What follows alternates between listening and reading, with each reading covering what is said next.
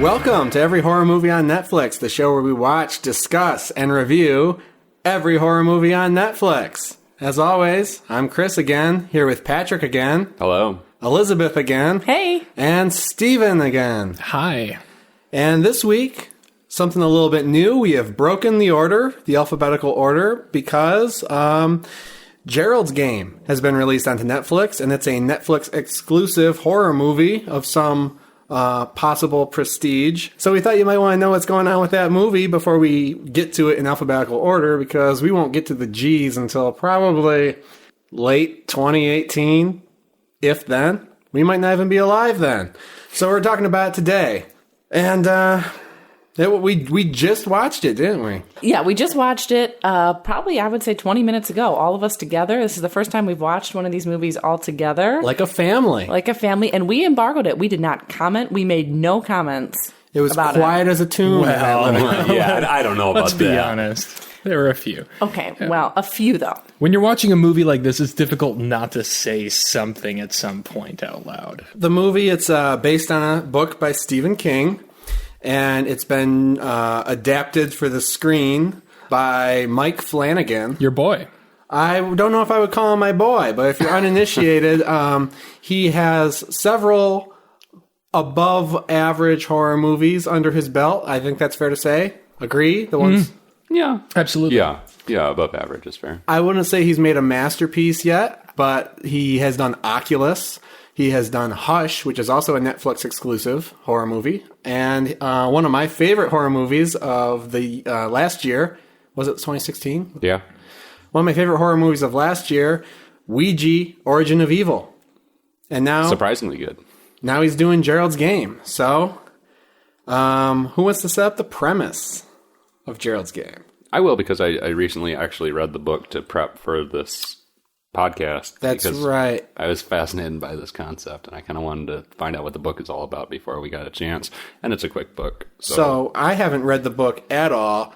Patrick, you've finished the book. Elizabeth is, halfway through the book? Yeah, that's about right. And Steve read the book, but a while ago. No, I've never read the book. I've read synopses, I've read interviews, but not the text. No. So, Patrick, why don't you set it up for us? Yeah, so it's about a couple who seems to be having more than a little difficulty in their marriage. It's Gerald and Jesse are the husband and wife, and they go to kind of a romantic weekend getaway at their summer home or their lake house, whatever, rich people thing.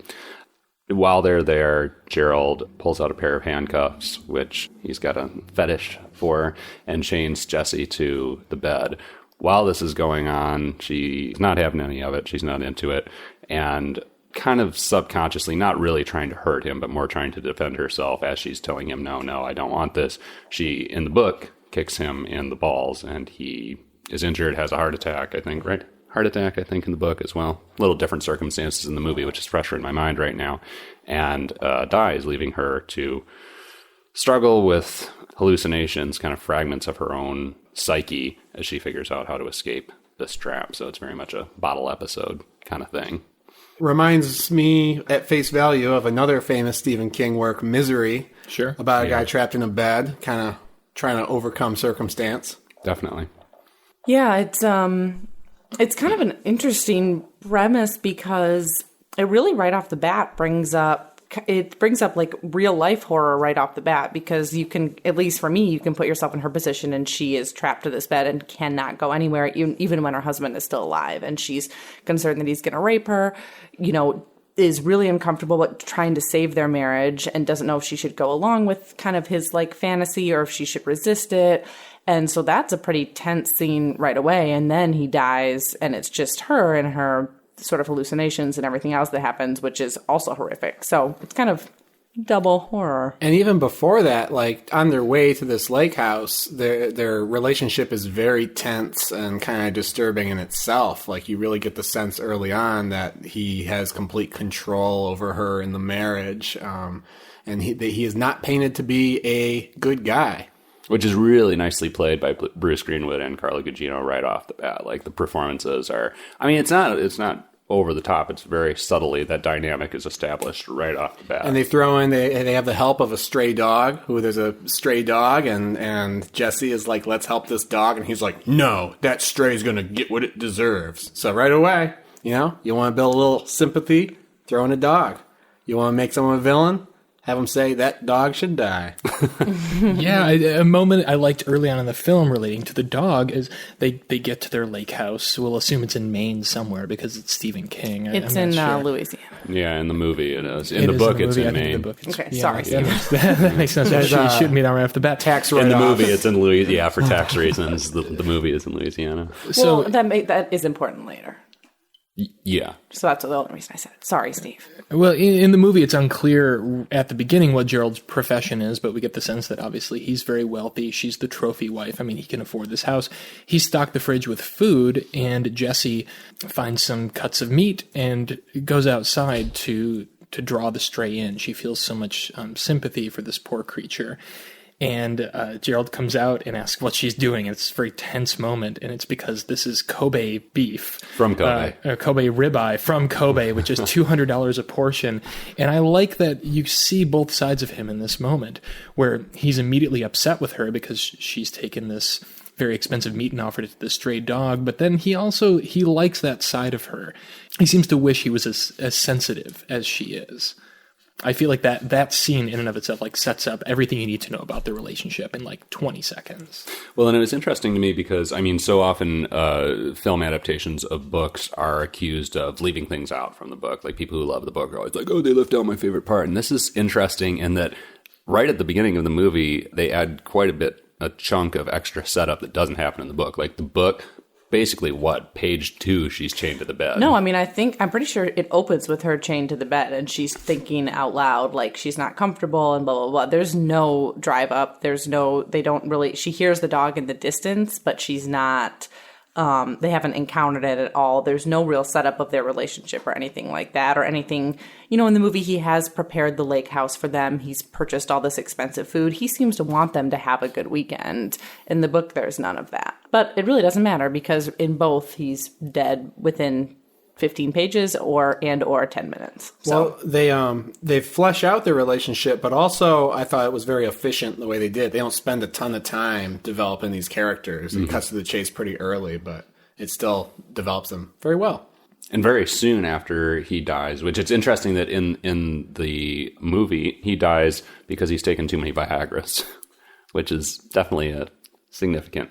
Oh, I didn't pick up on that. Well, yeah, they're linked to high blood pressure, so... It made sense to me that way. I don't know if that's what they were trying to say. There was probably a lawsuit if they were trying to be explicit about that in a movie. But, yeah, the Viagras. And I assume the Viagras, when was the book written? Because I'm sure it was 92. That's pre-Viagra, I think. Yeah, in the book he just has a heart attack. But in...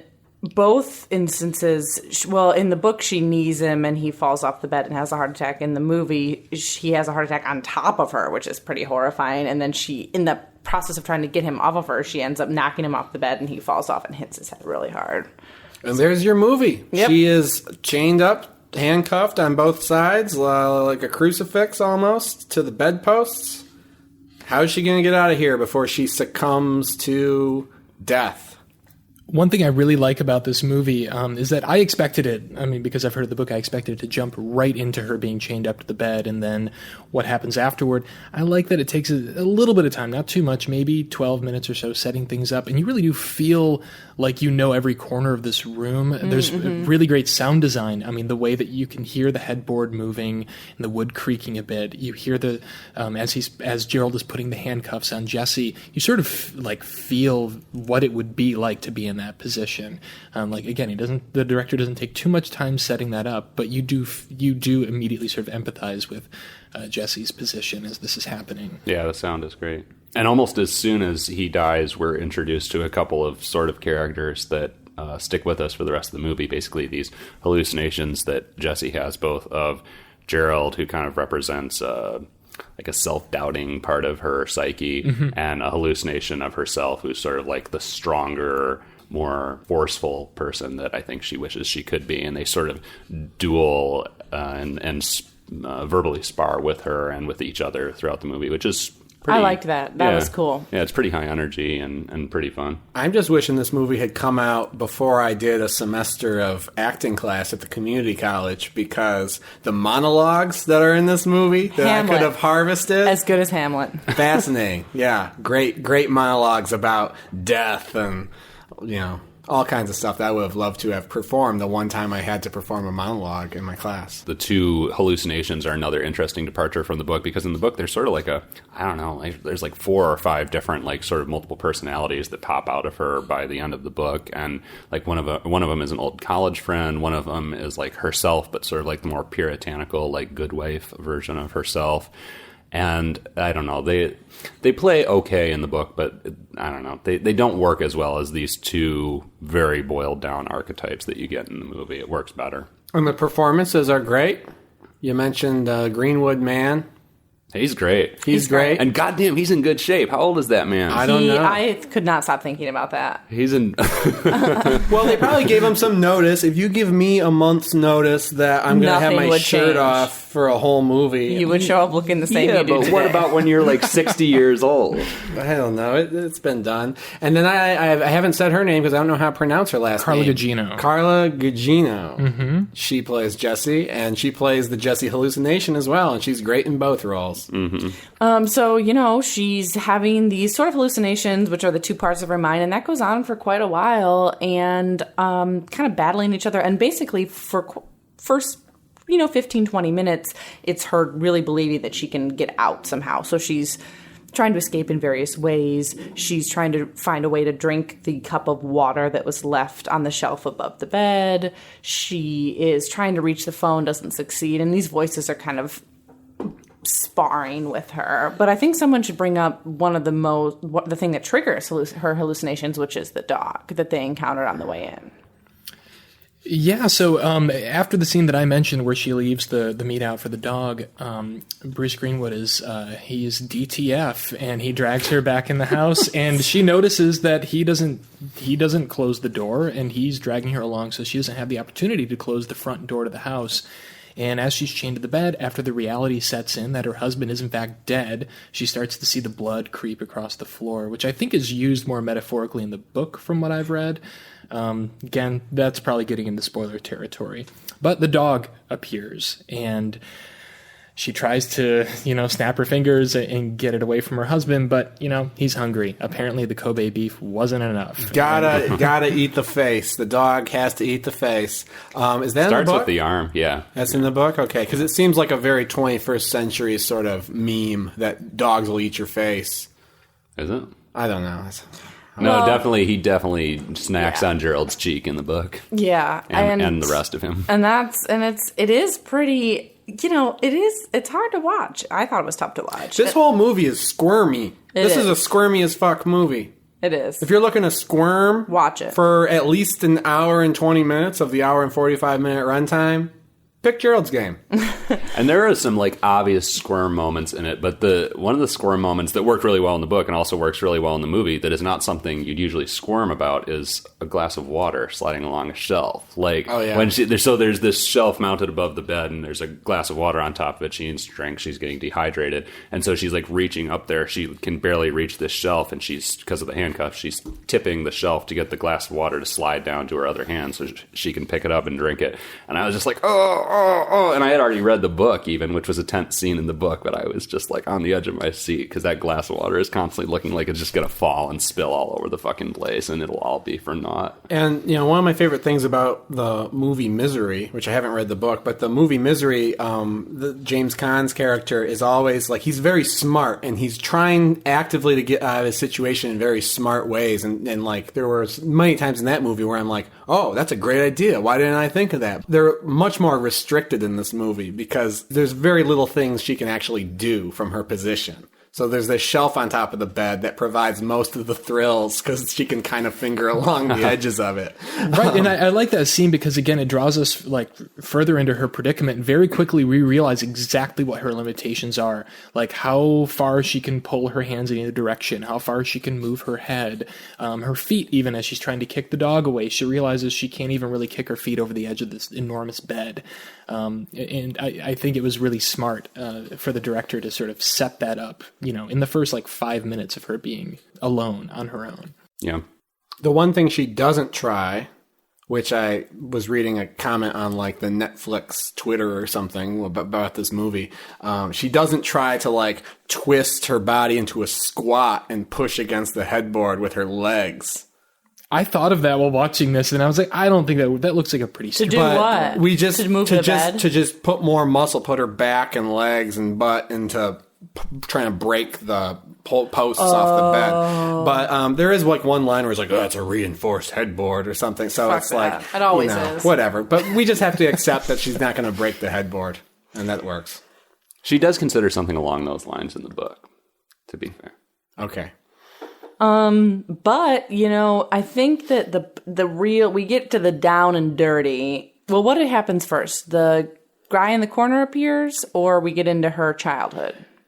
There's another character introduced in this film in the first 25 minutes or so. We don't know if he's real or imagined, but you might recognize him from Twin Peaks. I don't know the actor's name, but he. Do you know who I'm talking about, Patrick? No, I didn't know he was in Twin Peaks. Yeah, he's in the red room scene or whatever. I'm pretty sure it's Twin really? Peaks.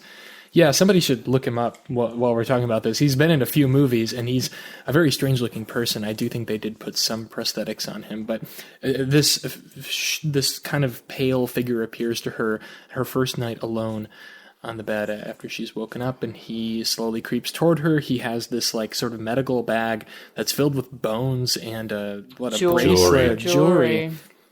And I'll be honest, I don't really understand the symbolism. I was not frightened by this character. I kind of thought that he was just deaf. I just kind of thought that it was she was hallucinating. I thought he was in the context of the movie, because I did get this far in the book, but I just imagined that it was deaf, I thought the same thing. Just kind of coming towards her, bag of bones, really, and he was like, this could be you. That's kind of how I imagined They that. dangle the possibility that there's going to be a human interloper coming into the room, and that's an absolutely terrifying possibility. Sure. But then they leave you with the death moonlight man, whatever, and it's kind of more abstract. Yeah, both in the book and the movie, the way he's described and depicted is so outlandish that you're kind of like, well, that couldn't be real. And she sort of convinces herself that it's death. And there's still some question as to whether that's correct or not. Well, because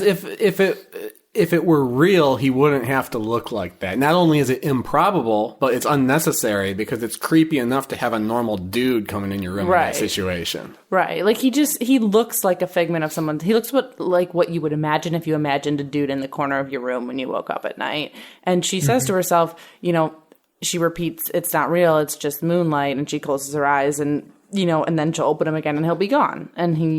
But it's creepy. He's there. So if you're wondering where the horror comes from in this movie, mostly the Moonlight Man, I would say, and the threat that the dog is gonna jump on the bed and eat her. What? You mean other than being chained to a bed with no one around? I mean, the whole movie is horror. Yeah. I mean, this is the definition of horror to me. I felt it had more of a suspense vibe to it, That's kind of like saying. Misery. But again, whether or not this is a horror movie, I get the sense from listening to interviews that when this book came out, Stephen King, his career was not necessarily in a lull. He was still a big name, but he felt like fans were getting bored with him. So first he wrote Misery, where he's sort of playing with the idea of fans, expecting things from him that he's not able to deliver, that he doesn't care to deliver. With this book, I feel like he was trying to prove that he can write something that isn't explicitly horror, that deals with real emotions and sexuality directly, as opposed to indirectly, let's say in It. We don't have to get into that. So is this a horror movie? I don't know. It has horror elements. That's enough for me. But, that's well said. But what I'm trying to say is we're in October now. It's Halloween. It's spooky season. if you're looking for horror movies to set the tone of Halloween, this might not be your first pick. I mean, yeah, it doesn't have like vampires and ghouls in it. I'm just saying, like this situation, the basic premise of this to me is like the definition of that's horror. Yeah, it's definitely horrific, and it's probably more disturbing than most of the things that go bump in the night movie. But maybe for Halloween you want to watch a vampire movie. Well, look, it doesn't matter what you want to watch for Halloween. If you want, I think that this is a horror movie, and that's fine. And you could watch it if you wanted to. Well, our overlord Netflix says it's a horror movie, so there you go. I mean, we're stuck and I'm with looking it. at the book here that I have checked out from the library, and it is categorized under adult book, fiction, horror. So more than Netflix says that it's horror. The Library of Congress says it's horror. You know, I think it's really unfortunate that people keep painting Stephen King in that corner. That Yes. he can only do it. I'm kidding. Oh, are you? Oh, Chris was so ready to argue. No, I was totally ready to argue that point because I haven't read a lot of Stephen King, but one of the books I did read recently was 11/22/63. That's a fiction. Oh, the reason I was joking is because I know that he's capable of more than that. Yeah, and when I recommend that book to people, they say, "Oh, Stephen King." I'm like, no, it's not. You know, he is a versatile writer. So I'm glad you agree. So here's a thing that occurred to me while I was reading the book and again watching the movie. I mean, the book is obviously written by a man. Wait, you've read the book? Thank you, Stephen. The book is obviously written by a man. The movie is directed by a man and written by two men. To me, it seems like a surprisingly perceptive story about women. What do you think? It was not a problem for me watching this movie at all. Again, because Carla Gugino is such a, I don't know, such a strong performer. Like I don't think she would take on a role that would force her to be objectified in any way. Like she's just, I'd like to see interviews with her and learn more about her. But like I worried, it was like, okay, it's a book written by a man and it's a movie written by a man and directed by a man that primarily features a female protagonist. Like it felt a little like cringy to me before I even started, and that never became an issue for me while watching it. I guess I was pleasantly surprised in the book because I don't know, just because Stephen King seems so likely to like disappear up his own ass all the time. I was just like, wow, you seem like you actually thought about like what this would be like. I thought the book was a little bit... I thought the movie did a better job of portraying from the woman's perspective than the book, actually. Because I thought in the book a little bit, it did make her seem a little bit beyond... Like, it made her seem kind of beyond. Like, especially when it opens, she's like, oh, Gerald, like, you're disgusting prick. Like, oh, look at you. Like, it's kind of like... I don't think that's necessarily a great portrayal. I thought the movie was better, whereas she's just like, I want this marriage to work. I'm scared. I don't know what to do. Like, she is a strong woman, but she's also kind of confused. And like, it was a much more nuanced performance than the book did. So I give the director, Mike Flanagan, more credit than Stephen King. Well, while we're on just the topic, one thing that I did like, Mike Flanagan's got a history in all these other movies of having, women in the central roles and stuff like that. But, Netflix is promoting this movie, and you have, Carla Gugino. Did I pronounce it right? Gugino. Carla Gugino wearing, a sheer silk dress, handcuffed to a bed. In the movie, there is nothing titillating or erotic about even the sexy part of this whole experience. No. Which I thought was well done because, it's you are squirming even when everything's going great in this movie. Yeah, that's a great point, I think, because in the book, first of all, she's just wearing panties. So, fine. I think that it's great in the movie that they... I don't know, because those opening scenes could be pretty titillating, and you could kind of like hope for more or whatever. You could hope that because Bruce Greenwood, right? That's his name? Mm-hmm. Makes this comment like, oh, I think this slip would look even better like over your shoulders. And like, I think that they could have made it so that you were kind of hoping for that, but you don't. You're kind of like, ooh, like hope he doesn't get to that. Like, please let her stay dressed. And I thought that because that could be hard to do, because when you have a naked lady, or not naked lady, but when you have a sexy lady chained to a bed, like, it's hard not to think that you want her to be like naked or whatever, or to be turned on, and like they do not even go there in this. Well, yeah, I mean, you say when things are going good, but things are never going good. Like the context is established from square one that like things are uncomfortable, and as soon, I mean, and again, I guess it's a lot of the credit goes to her performance, but just the discomfort and both performances. Yeah, but some things discomfort in her face is obvious as soon as he pulls out the cuffs. Right. But some things aren't going good in Basic Instinct, and you're still turned on. True. That's a much different and much longer conversation. I'm just saying. Yeah. So where were we? I really want to dig into that, but I have to think about it for a minute. That's a totally different Well, conversation. also, you know, if you know the premise of the movie, so you know where this is going too. So they have I guess that you're not hanging over hoping your for head. much. But I think even if you didn't know where it was going, I don't think there would be anything, erotic about that scene. It's just all presented very awkwardly. So much credit to the performances, much credit to the director, and they definitely did not play the cheap seats for any of that stuff. So the actor in question was in Twin Peaks, you're Okay, right. yeah. And also played Lurch in the Addams Family movie. Oh, yeah, that's where we know that face and that stature. Yep. And was also in Star Trek The Next Generation, but none of us are Trekkies. So he's just a creepy looking guy in real life. Man, that Yep. would be tough. Or would it be great? Like, if you were so crazy looking that you just got consistently cast to be, like, the creepy dude in the corner, good or bad? I mean, he Bad. actually doesn't look that weird. They put some pretty crazy like makeup They on him. did. for They this. enhanced his jaw. He's an odd looking dude. He's fine. tall, Actually, but he he's doesn't not look like, that if bad. you saw him walking down the street, you would be like, Well, Well, he Yeah. is like 7 feet tall. How tall is he? He is really Is his tall. height on there? He's a big guy. Yep, 7 feet, 7'0". Wow. Okay, Wow. I called it. Good job.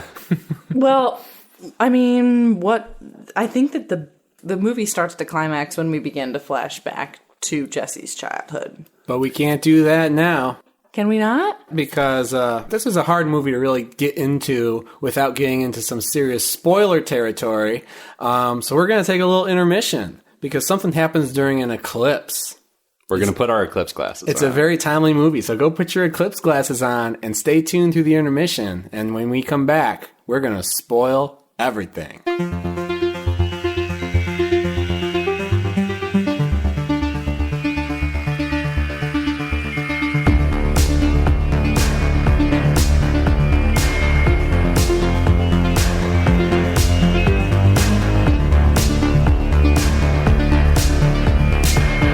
Okay, welcome back. I hope you got your eclipse glasses on. The beautiful thing about this medium is you can enjoy it whether or not you're wearing eclipse glasses or whether or not you've been blinded by an actual eclipse because you looked at it without glasses.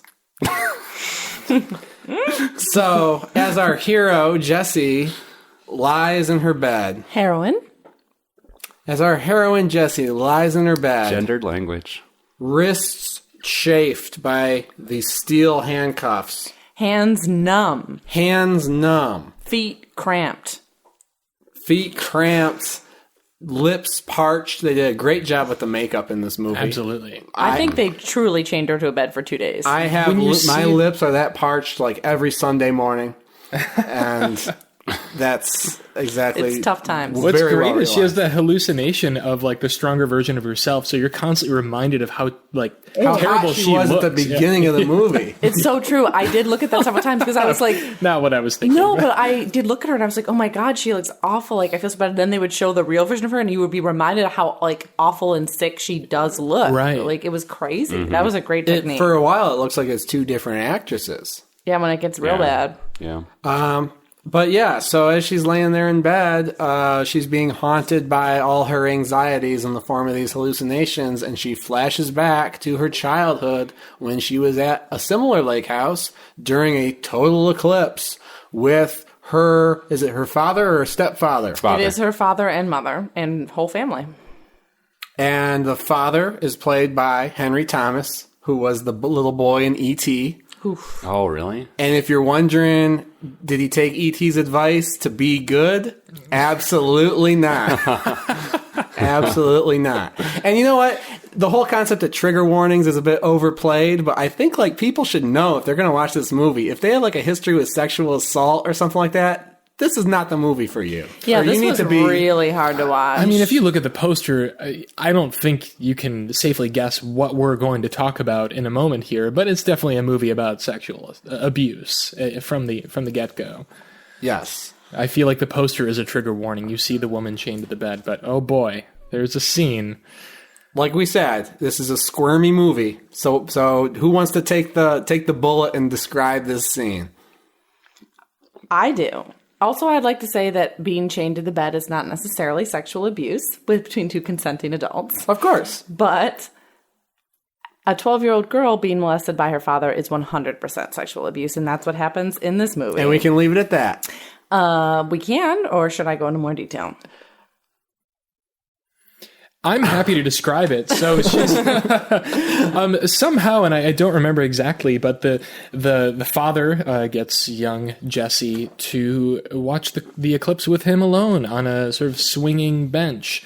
And she's got her little homemade eclipse box on. I didn't know that was a thing kids did. I've never seen anything like it. Oh, they did. Yeah, we just had an eclipse, and people were all making all that kinds of that stuff. Mm-hmm. Oh, okay. Broke kids that people didn't plan ahead to buy their eclipse glasses from a reputable dealer weeks in advance. Broke kids. They got hosed. They had to get their cereal boxes and make little pinhole, like all sorts of MacGyver shit to see this eclipse.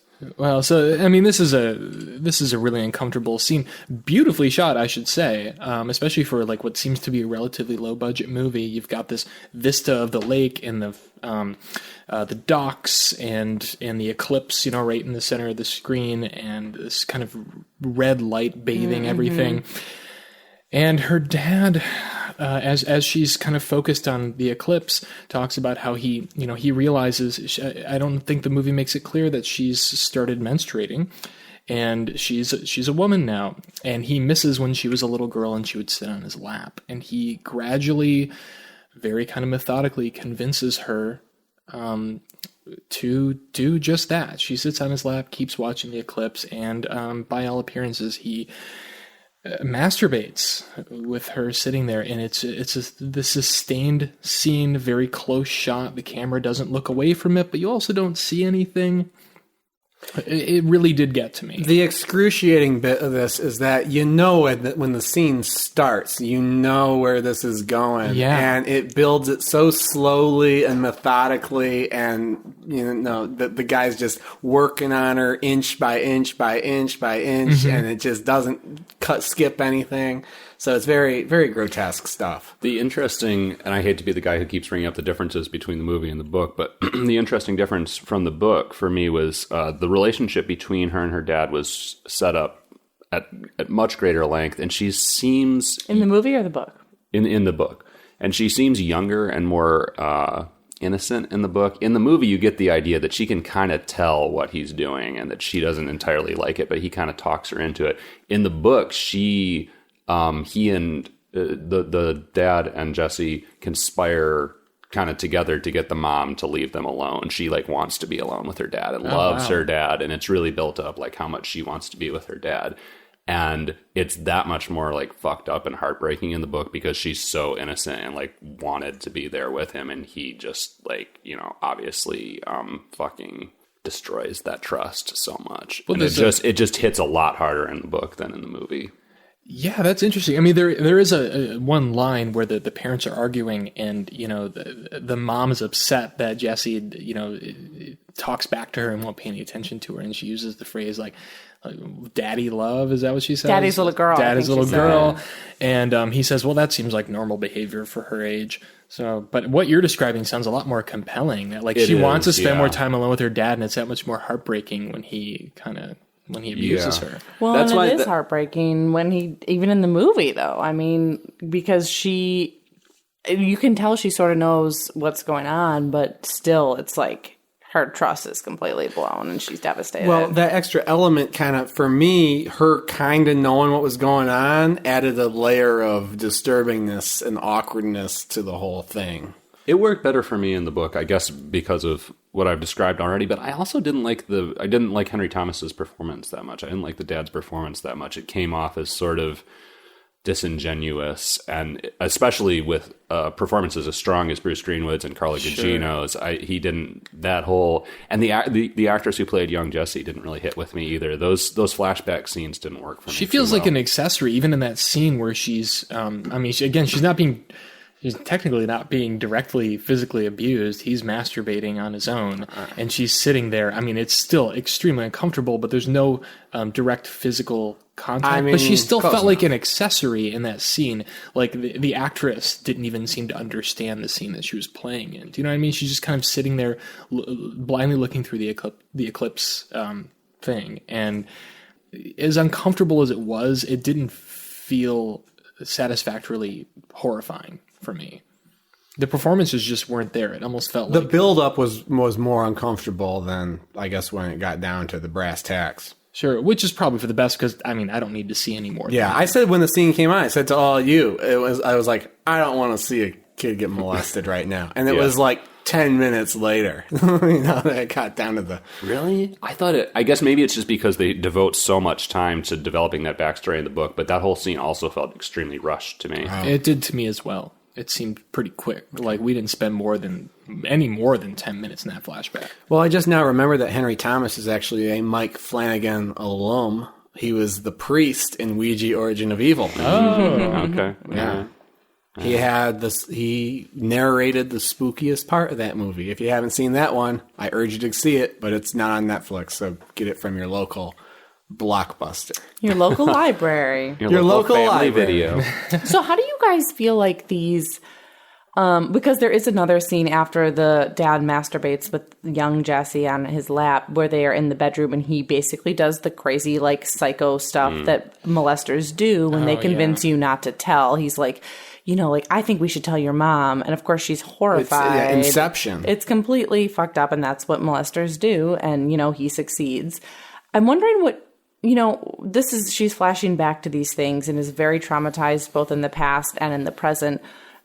I'm wondering if someone or all of you can like sort of explain what role that plays in the current situation of her being chained to the bed. Because I don't feel like I fully pieced that together of like, I guess I just felt like she was flashing back because she was traumatized again and she was kind of dredging up her worst memories. But how did that really play into like what she was experiencing now, you know? Because she was taught to repress basically sexual violence against her from a young age. Like that was, instilled in her. And so she's been locked in this marriage where she's basically been doing the same thing and not really admitting to herself the abuse she was going through in her marriage long before her husband handcuffed her to a bed against her will and then fucking died. Yeah, there's a line very late in the film that really does sum it up a little. It's a little too on the nose, but that her husband's shackles are comfort and her father's were silence. Oh, right, because they do have the image of like the young Jesse also being handcuffed. Yeah. Yeah, and I think Patrick summed it up perfectly. I mean, like, this is clearly, like, she's repressed this memory. This is the first time she's thought of this since it's happened, presumably. And then we later learn through that second flashback sequence why she didn't think of it until that moment when she's, chained up alone on the bed. Because she swore she would never tell for her entire life. Well, and it's also much more... This was another interesting change from the book to the movie and God, this is a lot of more gruesome detail to go into, but there's a lot of detail in the book about like her father's ejaculate on her underpants. And the reason that she like viciously kicks Gerald, or one of the reasons that she responds so viscerally in that moment, is that like he drools on her stomach, and she makes this like kind of psychological connection between the ejaculate. Well, that's really years ago. gross. That's really It gross. is, but they kind of, that's they the kind of trigger. touch on that That's because he calls himself Daddy in the movie. Yes. And that sets her off. Yeah. It just seems like because it's a weird thing in general, but then you find out that there's something deeper going on there. Yeah. It does definitely oversimplify, it seems, what the book was trying to achieve. But I mean the point is made. Probably because you don't want to show that on screen. Yeah. And it's hard to represent on screen. But again, the psychological connection there was much more potent in the book. Yeah, this is one of the hardest movies that we've watched. One of the hardest movies to talk about for me that we've watched because the plot is so simple. I mean, it's way simpler than many of the other ones that we've watched. And yet it's so, like, there's so few characters and it's so complex in their minds that it's very hard to summarize in an interesting way and very hard to really explain in a way that makes sense without seeing it. So I guess that kind of is a cop-out, but I mean that genuinely. And I think this is a tough movie to describe without just kind of like summarizing off of like what would essentially be a Wikipedia article, although that's not what we're doing, obviously. Yeah, it's a simple setup, but then, you have the hallucinations going on. I thought for me it was a bit too much. I was interested in kind of what was going on in the current situation, and they were doing this again. I don't want to be, the resident Mike Flanagan expert, but all his movies like to play fast and loose with like what's going on in this timeline, what's going on with this timeline, what's a hallucination, what's not a hallucination, and I kind of got the same thing in this movie. When there's all the hallucinatory stuff and the flashbacks, and I was like, how's she gonna get out of this bed? And I guess ultimately the answer is she has to cope with her past to get out of the bed. Mm-hmm.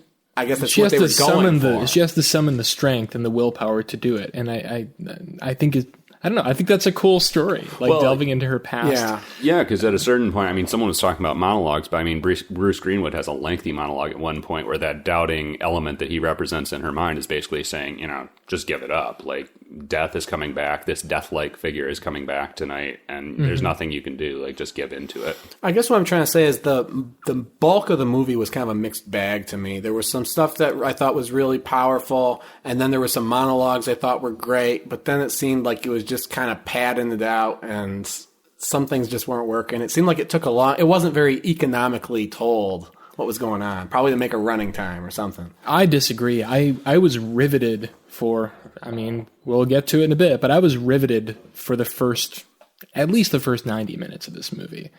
I would say probably only the first 90 minutes of this movie. I never had a boring moment. There's just so many times for me that you can have the same hallucinatory stuff saying more or less the same message, I felt like it all did build to something. I felt like the details were doled out very efficiently. I agree, and especially I keep comparing it to the book, which I hate doing, but the book definitely gets to the point where it's like, okay, how much longer can you describe the room and have another character? Oh, well, that's Stephen King rambling. Welcome. He just, and I appreciate how much this condensed that story, and the story did move, even just with those very few characters, two of whom are figments of her imagination. Sure, every monologue moved things along. Where do we go next? Well, ultimately, once she realizes she has to find the strength from her entire life story to overcome her circumstance, what happens? Well, there's a moment that precedes this. So usually memories sort of trigger the decisions she makes while she's in the bed. So she has a moment where she's having dinner with her family after the eclipse, and her mom in the past, her mom asks her how seeing the eclipse was with her dad, and she's gripping her glass of milk and just crushes it in her hand out of anxiety because she realizes what happened was horrible and I can't talk about it. So that leads into her escape plan. She decided. Go ahead. She realizes that she needs to basically remove some bulk from her hand to get out of one of these handcuffs. So she crushes the glass that she's been drinking out of and uses the glass to just tear her fucking hand open in just an incredible use of prosthetics and just gore makeup work. Yeah, it was a little bit of a bait and switch for me because I thought that they were saying that I thought her plan was to slit her wrist, use the blood as a lubricant. That's what I thought too. That's what I thought. Yeah. That's also what I thought. But instead, she just carves a vertical line across her hand. Oh, and even hearing about it now, I'm cringing. Degloves herself through the handcuffs. You see you see the skin peel back and all these tendons and shit. She basically almost removes the entire skin off her hand. You see like a glove. skeleton hand for a minute. Yeah. It's squirmy. It's a rough like I scene. said, if you want to squirm for a good while, this is your movie. I'm a David Cronenberg fan, the king of body horror. I even like Clive Barker quite a bit, actually. This was way too fucking much for me. For a movie that seems to be, and for a book that seems to be kind of restrained. Well, maybe not restrained, but it seems to have a message. It seems like a very sort of feminist story. How else was she going to get out?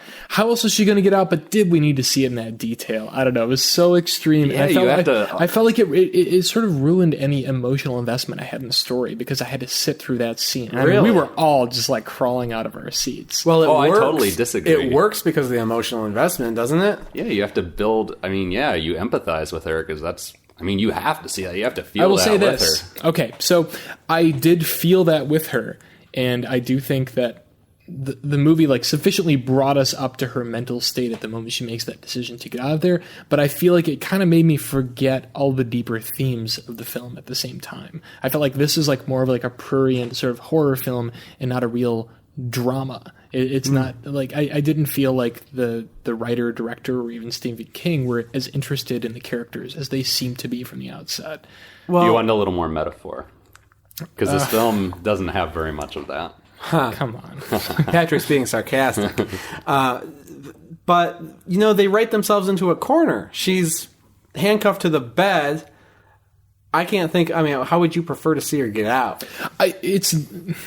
It's not an issue of how she gets out, it's how I see her get out. And I don't need to see that whole fucking So you thing. you would be okay if it were just a closed door and you heard her screaming and then you saw her like with flesh hanging from her hand or something. The I rest thought of this she movie was does gonna such a great die. job with suggestion, and this is the one scene where the director goes completely overboard. And I mean, it is one of the most gruesome things I can remember seeing in a movie, and I don't feel like it was earned. I don't feel like not even that it wasn't earned. I can't understand why anybody would want to see that, and I don't think there was really an emotional payoff to really seeing her fucking bones as she rips the flesh off her. It hand. was, it was within bounds of anything you would see in a Saw movie, really. Like, I think the guy sawing off his leg in the first Saw, spoiler alert, was less gruesome than this. Definitely. I strongly disagree with you, though. I mean, like, that is an emotional payoff. Like, that's such an emotional moment. And also, interestingly, King almost describes, actually, I guess that's not surprising at all, that he describes it in even more gruesome detail in the book. Oh, of course he does. There's probably, like 20 pages devoted to that? Oh, yeah. And I cringed so much even just reading it. Like, you don't even have to see it. I was just like, oh, the whole time I was reading it. I might be on Team Steve here, or at least I think I might be able to relate to what he's saying. You can't really draw a line between the lessons and stuff and the drama and stuff that's going on in her mind up to that point, to that, like, decision and that, like, amount of gore. Is that all what you're saying? That's what I'm saying. So one thing that I should note, we did mention this at the beginning of the episode, but I mean, this is a very fresh take on this movie. We just watched this thing. I'm still processing it. Yeah, I'm we might still all have a completely different conversation tomorrow. So I'm kind of talking through my thoughts, listener. If it doesn't make a lot of sense, that's why. But yeah, that's essentially what it is. I felt like this is not overtly a horror film. It has horror elements. That scene is just not what I was expecting, and I think it worked as a payoff for what we've been through. It was a matter of how it was handled. It was a matter of how much we saw on screen. Honestly, I don't think I would have been cheated if, like, a groundskeeper had shown up and just, like, saw her and let her out of the handcuffs. No, dude. I thought No. I had that same thought. I'm sorry. No, it's okay. I had that same thought watching this. I was like, when I saw that happening, I was like, what is the only, like, what are other ways this movie could have ended? And all of them were like, oh, like some, like, random person walks in and lets her out. And that wouldn't work. At the end of the day, the obstacle isn't the bed. The obstacle is what's going on with her character. No, that's what I was going to say. And I think that because I have some problems with this movie, but the obstacle is with herself. Like, she's only battling herself throughout this whole movie. And in order to escape, she's going to have to destroy herself. And I think that, all right. That she literally does that. And yeah, it's fucking gruesome. I loved it. I thought that was perfectly gruesome because she's fucking destroyed her mind. She's gone deep, all this stuff. And the only way that we're going to, like, the payoff is that, holy shit, she's going to destroy part of her body to escape this situation. I think that it was the exact right amount. I thought it was metaphorical, but also good, great.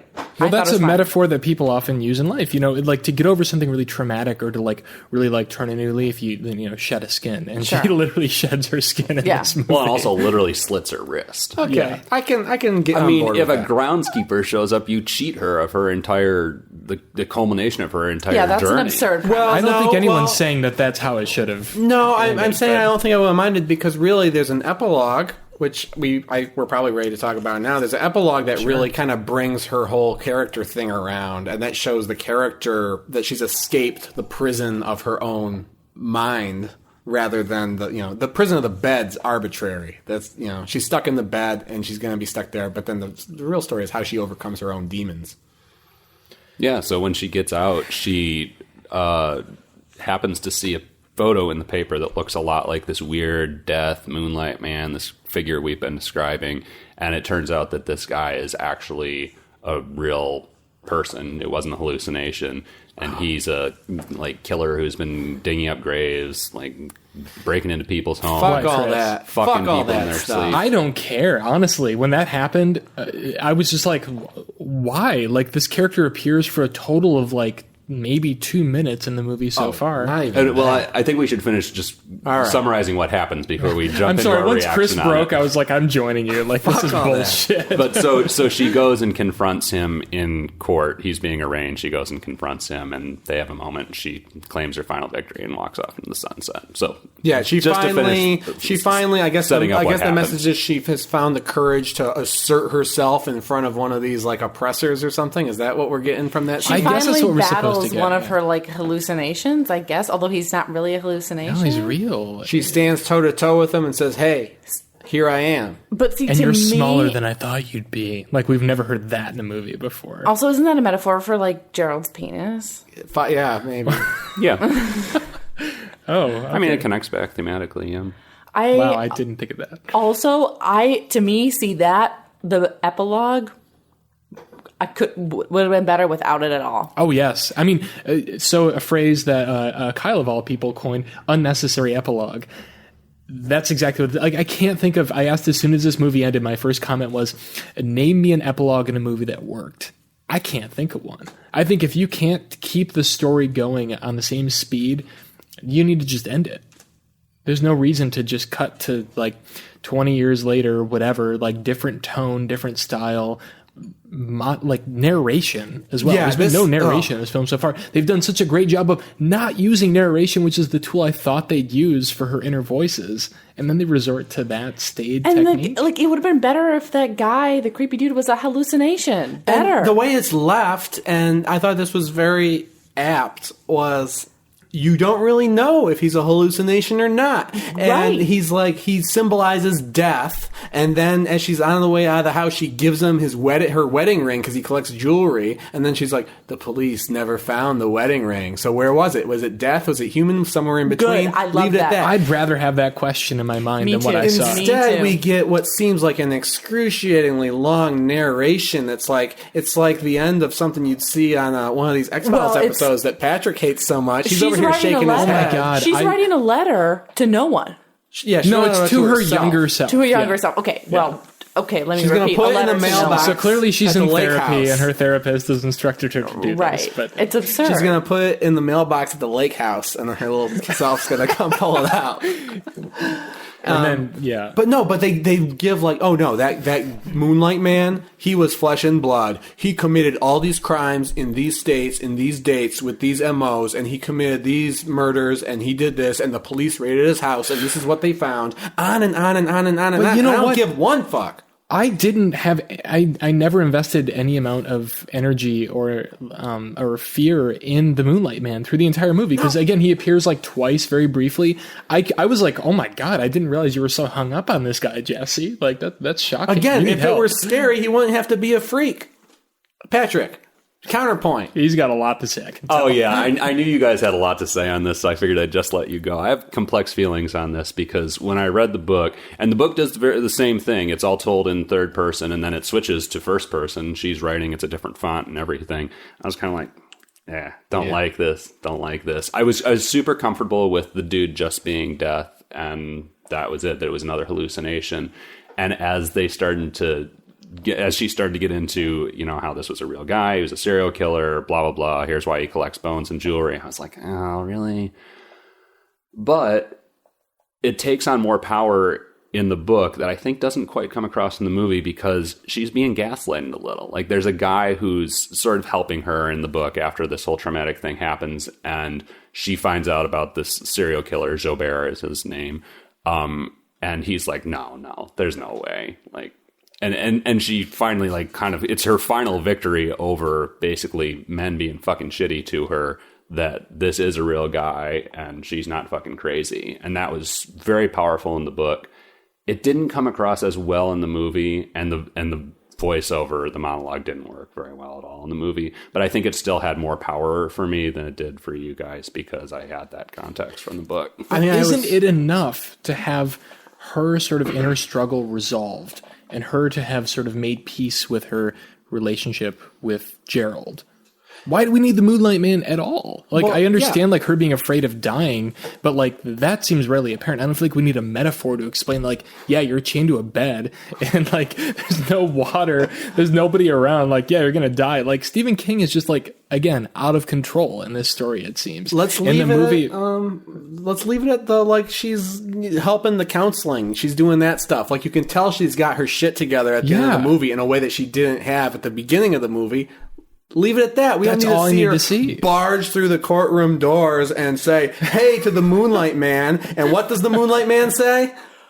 Well, first of all, he breaks out of his handcuffs. Like it's nothing. Breaks out of his handcuffs and he goes, not real. Moonlight. And that's it. That's it. And he breaks out of the handcuffs. He's repeating what she said. Yeah, she's repeating what you're she not said. real. You're made He's of like moonlight. mimicking her arms being held above her head. Yeah, I guess it's supposed know. to be metaphor. He a breaks metaphor his that he own breaks the handcuffs, but that's kind of also like, fuck you, I can break handcuffs by myself. That would be like... It's like an anti-metaphor. It's like, look what I can do that you couldn't do. That would be like if like the Jaws ended and the guy went back to the pier and there was just a fisherman like pulling a fucking great white out of the water with a line. I want to back I don't up for know. a minute. It's powerful to me that the hallucination was just an ordinary man. That's powerful to me. It worked in the book and it still worked in Except the the movie. hallucination, I don't know, to me, was not that interesting. ordinary or integral man. to the story. That hallucination was creepy as fuck. Are you shitting me? An ordinary man who carries a bag of bones? He was creepy as fuck. I just envisioned him as death and I wasn't scared. It is creepy in retrospect knowing he was fucking real. They should have made that clear at the beginning. That movie would have been way scarier. Oh, I just thought he was a creepy visual. I mean, like, regardless of who he actually is, I thought the visual of him was creepy. I feel like maybe the book does a better job of this. So she has sort of three issues she has to grapple with. One, her past trauma with her father and what happened to her. So that resurfaces, and then she sort of realizes why it's just resurfaced now. Then there's her relationship with her husband. Who knows how long they've been together 11 and how years. long she's been, 11 years that she's been in this really terrible relationship where she's a trophy wife. She has no agency whatsoever. And then ultimately there's death beyond that. You know, she's spent this much of her life. She's in her mid 40s or late 40s probably at this point. And she's like, oh, I've wasted all my life dealing with like these shitty men. Like I'm this much closer to death. And it turns out that death takes the form of a creepy man who walks in the house. I didn't feel like the movie did a good job of sort of laying out that hierarchy of her fears. I felt like the Moonlight Man was just a gimmick. It was just sort of like, oh, this is a horror movie, so we've got to have a creepy guy in the corner. It didn't really register for me, so I was baffled that so much time was spent on that epilogue and how she felt about what happened regarding that. It just seems so silly because it's so tonally removed from everything that came before it. Yeah. It is. It's true. I mean, it worked for me in the book, and a lot of the staging of it was awkward in the movie to me. I got one thing I want to back up to. I think this is worth mentioning. So before the Moonlight Man is a huge part of the epilogue, but so she escapes. Her husband is a lawyer and a very powerful one. We surmise. I was a little confused that like his firm wanted to keep things quiet for the press regarding what happened, how he died, and how she wound up with this fucked up hand, you know, and starving and dehydrated. How does that play on the book? Because I got the sense that, like, it should have been that, like, she wants to tell the story of what happened. Good point. And it felt like... Yeah, she, like, settled really easily. It felt, in the movie. exactly. It felt strange to me that she just immediately settled for this cover-up story. She's right back to keeping secrets. It's like, you've just, like, fucking cut your hand off, practically, to get out of these chains, and then you're going to pretend nothing ever happened? You're not going to even give yourself a sense of justice? I think it was just presented as that she didn't want that detail out there. She didn't want to share that story. And it's not that which makes sense to me. You know? It's a little scandalous. Like, it would be pretty embarrassing if, like, you were, found chained to your bed and your husband had a heart attack and you were, like...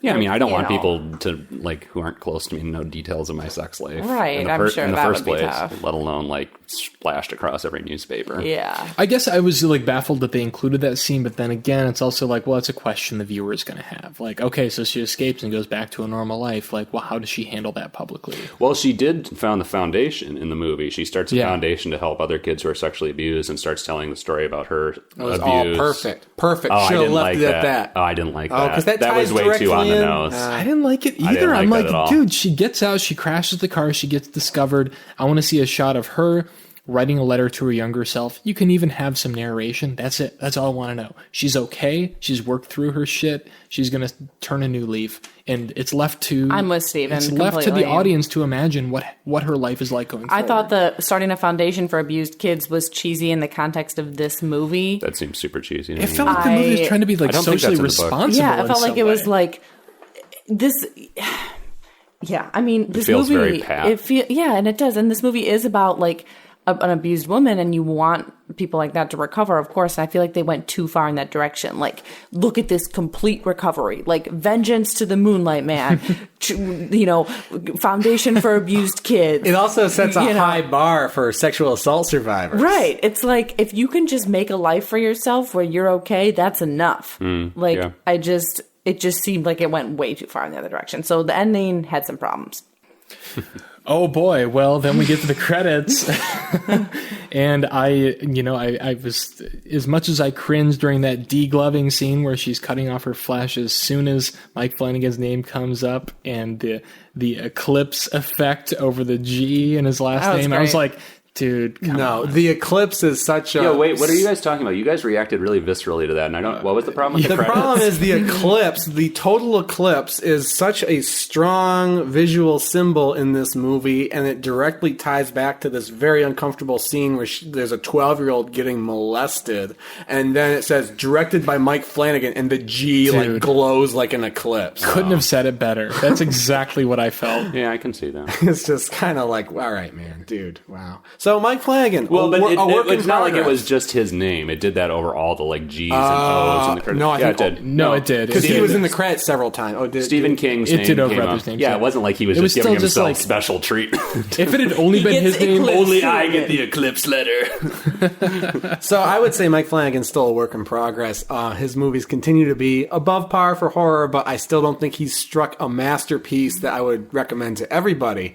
Well, so how do we feel about this movie? So, I think yeah, this is we- time to get into it. I want Steve to go first this time. Steve, Oh, wow. Okay. cue it, view it, or screw it. View it. I think this is a fascinating movie. I had a lot of fun with it. I mean, epilogue notwithstanding, it's very finely directed and acted and written. I haven't read the book, but I've read a bit about it, and Patrick has given us a lot of important details about it. It seems like, as good of a Stephen King adaptation as you could probably hope for, or even an adaptation of any novel. You have to make changes to suit the format, and I think this movie was pretty inventively crafted.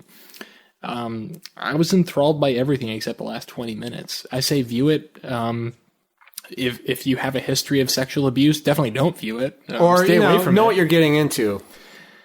Yeah, because I guess in some sense it could be very empowering to you, depending on where you're at in your process. But view it for sure. Chris? This is really, really hard call for me. I would prefer to have several days to mull this over, but as is, I'm somewhere between cue it and view it. I think I'm going to land on cue it. It's got a lot of strengths. I don't know. I don't think I would want to watch this movie again.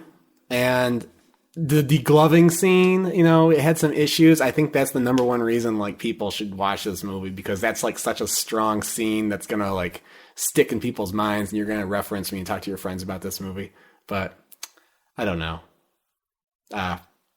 If you were going to do a supercut of this movie, that would be in there. Like, it would just it'd be like 5 seconds and then degloving scene. Yeah, there's a lot of good horror stuff. There's some stuff that doesn't work. There's a lot of, just people in the bedroom sharing monologues back and forth. A lot of it's very compelling. Some of it, meh, I don't know. I can't really say your time is going to be better spent with most movies on Netflix. This is definitely in the top quarter of, it's probably the best movie we've watched so far. That's worth mentioning. This is the first movie we've watched where I felt like, oh, this is a film. Like, this is a real movie where every element has been thought out. Yeah, so it seems really weird to say view it to 1920 London, but cue it to Gerald's Game. Yeah, but it's about enjoyment. It's about... We just want your opinion. My enjoyment, I'm going to say cue it. Final answer, at least for now. Patrick, cue it, view it, or screw it. I say view it. you mentioned that Flanagan hasn't made a masterpiece yet, and I think this may not be a masterpiece, but it's pretty close to one. Other than that epilogue, but that's all. He's hamstrung by the material to a degree. Like that's. I mean, I guess you could have changed the story completely and left that out, but the weak points are mostly because of the original source material, which is that very difficult epilogue that works for. It worked for me in the book, but it's tough. It's tough to get around that. But setting that aside, definitely view it. Elizabeth. I would say view it with some caveats. I would say view it while you have something to multitask on, i.e. knitting or some other thing that you can do while you're watching. Because making chainmail. Whatever you do for our male viewers. Do that while you're watching this, because you don't, there's some monologues that, it's like when you're watching Hamlet. Do you need to listen to that whole thing? You don't. You don't need to listen to Bruce Greenwood laying on the bed, listening or talking the whole time. You can be knitting. I would also say it's a 100% view it if you're willing to turn it off as soon as it's clear that she survives and not watch the epilogue. Then that would be amen. That would be. It's a great film. Also, you need to knit because you're going to be fidgeting one way or another in your seat, so you might as well be doing something. Yeah, and knit fast, because if you knit fast enough, you can hold up your knitting over your eyes for the degloving scene, and then it'll be great. It will be great. So that I would say view it with a couple caveats, but it's a good movie, and it's a really interesting portrayal of the nuances of sexual abuse, I would say, and that is. It doesn't take that lightly, and I think that's important. So, do you guys really think there were that many monologues? You guys keep talking about these monologues. I was going to say, I didn't think there was that much monologue. There are quite a few monologues, but I found them so compelling that I just took it as a part of the structure of the film. It didn't really stand out to me that was how the film was constructed, because it is a lot of her hallucinations talking to her and helping her. I guess it is all technically a monologue in her head. Yeah, it is one internal monologue, but I don't know. I found it fascinating. I hung on every word. That's just what I'm putting my finger on right now, an hour after we watched this movie, to say that it didn't entertain me very much throughout. I would say I got more entertainment value out of Ouija Origin of Evil, for sure, and also more entertainment value out of Hush, which didn't aspire to say as much, but I think is a more fun movie from start to finish. Oh, well, Gerald's Game certainly is not a fun movie. It's not a fun movie, so I guess it depends on how you like your horror, For me,